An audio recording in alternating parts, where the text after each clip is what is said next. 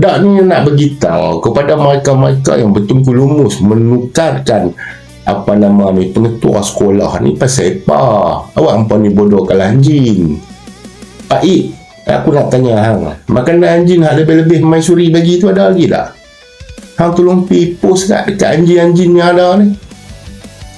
Tapi mereka-mereka yang terlibat tu bagi aku takkan pengarah Jabatan Pendidikan Negeri Kedah terlibat.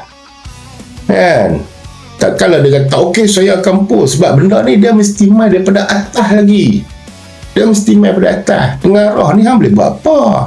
Dia cuma mengarahkan apabila diarah. Dia ada produser dia. Hak penerbit dia atas lagi tu. Jadi hang sekadar pengarah bodoh ni tak ada apa. Aku tak salahkan pengarah Pendidikan Negeri Kedah. Tapi aku salahkan anjing-anjing nak haram celaka yang ada di atas sana.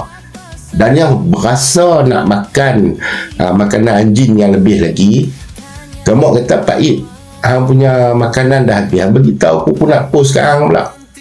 Tak apa, tunggu kat Peri tu aku nak beri kan. Bagi makanan anjing yang bau sikit. Dalam tu ada coklat minda.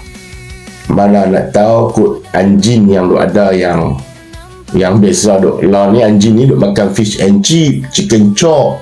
Pi hotel sana, pi hotel sini, rasmi sana, rasmi sini. No. Jadi Pak Ip, beritahu kat aku kalau kata tak ada makanan anjing tu, hang beritahu.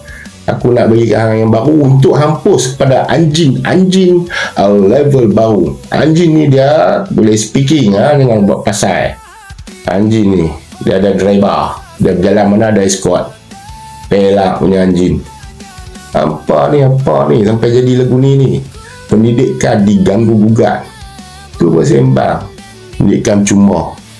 Alah butuh cuma. Sampai pengetua pun nak tukar sana sini. Panggil rasmi. Bukan panggil main buat tiger show menari tiang. Macam ada satu majlis tu, syarikat arak main panggil syarikat arak. Dengar orang kementerian pun ada dalam tu. Awak baca tukar. Butuh faham tu lah. Itulah ayat paling kena pun.